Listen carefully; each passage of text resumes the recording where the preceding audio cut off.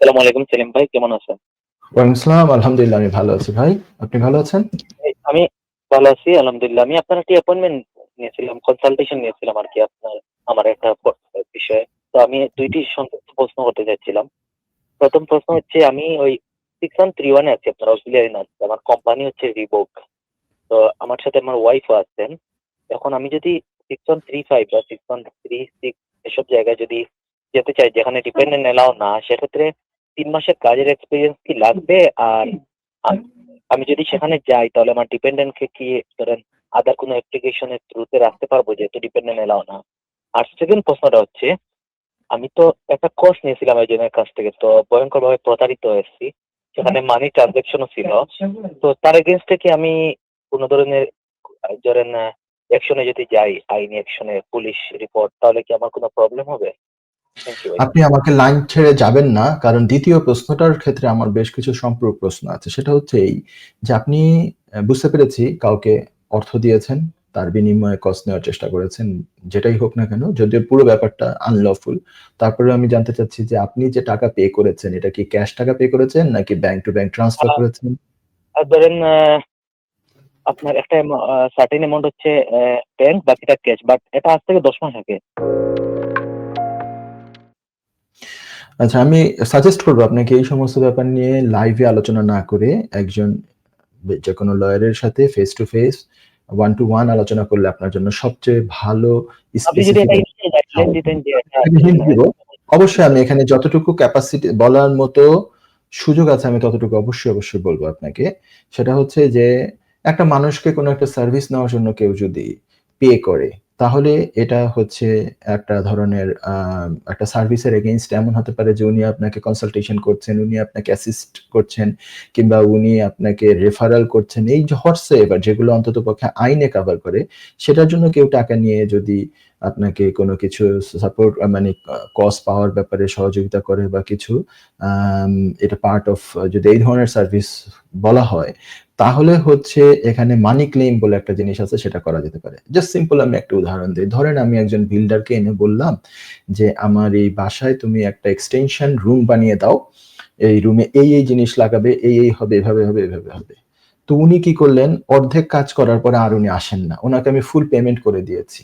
তো উনি অর্ধেক কাজ করে যে আর আসেন না, উনাকে আমি পেমেন্ট করেছি। উনার সার্ভিস নেওয়ার জন্য অথবা উনার আ যে মানে ওয়ার্ক যে উনি করে সেইটা উনি ডেলিভারি করবেন ওয়ার্ক সেটার বিনিময়ে উনাকে আমি টাকা দিব। সেটা তার সাথে আমার এক ধরনের এগ্রিমেন্ট রয়েছে। ওরাল হতে পারে, অনেক সময় আ মেসেজের মাধ্যমে আদান-প্রদানের মাধ্যমে হতে পারে, অনেক সময় রিটেন এগ্রিমেন্টও হতে পারে। ঠিক আছে? আমি এক্সপেক্ট করি না যে আপনার সাথে কেউ রিটেন এগ্রিমেন্ট করেছে এই ব্যাপারে। তো যাই হোক, ধরেন ঐরকম ঘটনা, উনি অর্ধেক কাজ ফেলে রেখে কাজ ডেলিভারি পুরোটা না করে চলে গিয়েছে। আমি যে টাকা দিয়ে দিয়েছি, ধরে নেন আমি উনাকে ৳১০,০০০ দিয়েছি। উনি ৳৩,০০০-৪,০০০ এর মতো কাজ করে দিয়ে আমাকে বিপদে ফেলে রেখে চলে গেছে। তো আমি কিন্তু এটা মানি ক্লেইম উনার নামে আনতে পারবো।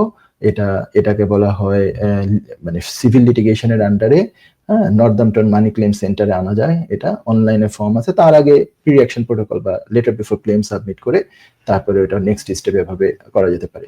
তো আপনি যেটা বললেন যে কেউ আপনাকে যদি অ্যাসিস্ট করে থাকে কোনো একটা জব পাওয়ার ব্যাপারে, এটা যদি তার সার্ভিস উনি প্রোভাইড করবেন এরকম কোনো এগ্রিমেন্ট বা এমনকি হোয়াটসঅ্যাপ একটা মেসেজের মাধ্যমে আপনি এই কথা বলছেন, এরকম বলছেন। অথবা আপনি কোনো একটা যখন টাকাটা ট্রান্সফার করেছে ওখানে রেফারেন্স এই জাতীয় কোনো কিছু দিয়েছেন যে জব বা হোয়াটসএভার। তো এরকম যদি হয় তাহলে মানি ক্লেম আনা যেতে পারে। এরকম আমি কয়েকটা ডিল করছি এরকম এই আপনার ব্যাকগ্রাউন্ডের সিনারিওতেই যে কাউকে উনি টাকা পয়সা দিয়েছেন কিন্তু এভিডেন্স আছে। যদি ক্যাশে হয় তাহলে তো এভিডেন্স নাই। তাহলে তো আর এটা খুব একটা বড় আ কিছু হয়তো উনি তো এটা অস্বীকার করবেন সম্পূর্ণরূপে এবং কোনো আম উইটনেস ও নাই বা এরকম নাই তাহলে কিন্তু অসুবিধা। যদি আপনি আমাকে হয়তোবা এটা বলতে চেয়েছেন যে পার্ট টাকা আপনি ব্যাংকে দিয়েছেন, পার্ট টাকা আপনি ক্যাশে হয়তো দিয়েছেন। আপনার কথার একটুখানিতে আমি যেটুকু ধরতে পেরেছি। তো সেটা পার্ট টাকা যেটুকু আপনি অ্যাকাউন্টে দিয়েছেন সেটার জন্য তো ক্লেইম আনা যেতে পারে। যদি আপনার এই যে এতক্ষণ যেগুলা বললাম এই ধরনের যদি কোনো ছোটখাটো এভিডেন্স ও থাকে দেন আ মানি ক্লেইম একটা করা যেতে পারে। তবে আমাদেরকে আরেকটু জানতে হবে আপনার অ্যাকচুয়ালি কি আছে? কিভাবে কি আছে টোটালটা দেখে তারপরে ক্লেম আনা যেতে পারে। কারণ হচ্ছে মানি ক্লেম আনার আগে অনেক সতর্কতার সাথে আনা হয় যে আপনি যদি আবার কেসে হেরে যান তাহলে কিন্তু আদার পার্টির কস্ট আপনাকে দেওয়া লাগতে পারে। আপনি কেসে জিতলে তাহলে ওই টাকাটা তো আপনি পাওনা হচ্ছেন, হয়তো অ্যাওয়ার্ডেড হবেন প্লাস কস্ট অ্যাওয়ার্ড হবেন। মানে আপনার কস্ট ওনাকে দিতে হবে এই ধরনের। তাহলে কি এটা একটা রিস্ক আছে এখানে। তো আপনি এটা নিয়ে পুরোটা নিয়ে লয়ারের শরণাপন্ন হন। আমি জানি না আপনি আমার সাথে কনসালটেশন করেছেন, আপনি বলেছেন, অনেক ধন্যবাদ। ওইটাতে যদি এই ধরনের আলোচনা হয়ে থাকে, নিশ্চয়ই আমি আলোচনা করলে এই জাতীয়ই হয়তোবা আলোচনা করে থাকতে পারি। এই মুহূর্তে আমি 100% হয়তোবা মনে করতে পারছি না। আর দ্বিতীয় বলতে ১ম যে প্রশ্নটা আপনি করেছেন, আমি ২য় প্রশ্নের উত্তর আগে দিয়ে ফেলেছি। ১ম প্রশ্নটা যেটা আপনি করেছেন যে আপনি 6131 এই ক্যাটেগরির কোর্স নিয়েছিলেন। এটা হচ্ছে অক্সিলারি নার্সিং অক্সিলারি, সরি। আ ওখানে তো ডিপেন্ডেন্ট নিয়ে আপনি নিশ্চয়ই সুইচ করেছেন, হ্যাঁ? এখন আপনি ভাবছেন যে 6135 এ যাবেন। এই ক্ষেত্রে 6135 অথবা 36 এই ২ টাই হচ্ছে কেয়ার ওয়ার্কার আর সিনিয়র কেয়ার ওয়ার্কার, এই ২ টা পজিশন। তো এই ২ পজিশনে অন্য কোনো পজিশনে ছিল কেউ, এরকম যদি হয় এবং এটাতে আসতে চায়, তাহলে ১ম এ তো তাকে ৩ মাস ওই কোম্পানিতে কাজ করতে হবে যে কোম্পানি তাকে কজ দিবে। এটা গেল। তো আপনার এই প্রশ্ন ছিল যে ৩ মাস কাজ করতে হবে কিনা? আনসার হচ্ছে হ্যাঁ, করতে হবে আপনার সিনারিওতে। দ্বিতীয় হচ্ছে যে আপনি যেহেতু 6135 এবং 6136 এ এই ১ম যাচ্ছেন, অথবা অতীতে গিয়ে থাকলেও মাঝখানে আবার 6131 এ গিয়েছেন, এখন 6135 এ যাবেন, তাহলে আপনার জন্য এখনকার আইন প্রযোজ্য। এখনকার আইনে আপনি কি ডিপেন্ডেন্ট নিয়ে যেতে পারেন না। এই 6135 আর 6136 এই ২ কোডের মধ্যে। তাহলে আপনি কিন্তু ডিপেন্ডেন্ট নিয়ে যেতে পারবেন না। হ্যাঁ? এটা নিশ্চয়ই আপনি জানেন। এজন্য আপনি প্রশ্নটা করেছেন যে যদি ডিপেন্ডেন্ট নিয়ে যেতে না পারে, তাহলে আপনার ডিপেন্ডেন্টদের আপনি কি করতে পারেন? আপনার যদি ইউকে বর্ন চাইল্ড থাকে, তাহলে চাইল্ড আবার আপনার ডিপেন্ডেন্ট হতে পারবে। এ কথা ঠিক। চাইল্ড যদি ডিপেন্ডেন্ট হয়, এখন তাহলে আবার আপনার ওয়াইফের কি হবে? তাহলে ওয়াইফের ব্যাপারটা হচ্ছে যে then we need to explore many things, যে উনার কোনো হিউম্যান রাইটস ক্লেম আসে কিনা। বাচ্চার যেহেতু এখানে থাকার অনুমতি হয়ে গেল, আর আপনার এদিক দিয়ে তো ভিসা আছে, আপনি কেয়ারে কাজ করবেন। তো ওইটার বেসিসে হিউম্যান রাইটস ক্লেম স্লাইটলি হয়তোবা ক্লেম একটা আছে, but it is not a very strong claim.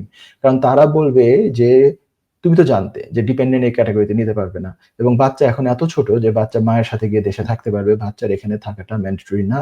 বাচ্চাকে নিয়ে, যদিও ভিসা আছে বাচ্চা, কিন্তু বাচ্চাকে নিয়ে মা তো চলে যেতে পারে। So there are those things, মানে এইখানে কনসিডারেশনে নিতে হবে। তো এই ২ টা ৩ টা জিনিস কনসিডারেশন নিয়ে একটা সিদ্ধান্তে আসতে হবে। তো আমি আপনাকে বলব যে 1 to 1 একটা কনসালটেশন করেন। আমার সাথে যদি করে থাকেন, তাহলে আই এম নট সিউর আমি কি এই ফাইনালি নিশ্চয়ই এইসব ডিসকাশনই হয়েছিল। এর চেয়ে বেশি আইনের বাইরে তো ডিসকাশন করার সুযোগ নাই। তো আশা করি এভাবে আমি এটার আনসারটা দিব। তো আপনি প্রয়োজনে কথা বলতে পারেন আমার সাথে আবার। ফলো আপ একটা হয়তোবা কনসালটেশন করা যেতে পারে, যদি স্পেশালি মানি ক্লেমটার ব্যাপারে there is a claim I think, কারণ আপনি অনলাইনে ব্যাংকের মাধ্যমে টাকা পে করেছেন। So we can explore. আশা করি এভাবে আমি আপনার আনসারটা দিলাম। আশা করি এভাবে কিছুটা উপকার আসবে আপনার। যুক্তরাজ্যের ভিজিটর ভিসা নিয়ে দুশ্চিন্তা? আপনার আত্মীয় বা বন্ধুর ইউকে ভিজিটর ভিসা রিফিউজড হয়েছে? আপনি কি জানেন হোম অফিসের এই সিদ্ধান্তের বিরুদ্ধে জুডিশিয়াল রিভিউ করা যেতে পারে? উইলডেন লিগ্যাল সলিসিটরস নিয়ে এলো ইউকে ভিজিটর ভিসা রিফিউজালের বিরুদ্ধে নো উইন নো ফি বেসিসে জুডিশিয়াল রিভিউ করার ব্যবস্থা। জি, ঠিকই শুনেছেন, নো উইন নো ফি। তার মানে আপনি আমাদের ফি শুধুমাত্র তখনই পে করবেন যখন আমরা আপনার জুডিশিয়াল রিভিউতে সফলতা এনে দিতে পারবো। আমাদের রয়েছে দীর্ঘদিনের অভিজ্ঞতা সম্পন্ন দক্ষ ইমিগ্রেশন সলিসিটার্স, যারা সর্বোচ্চ গুরুত্ব সহকারে আপনার জুডিশিয়াল রিভিউ পরিচালনা করবে।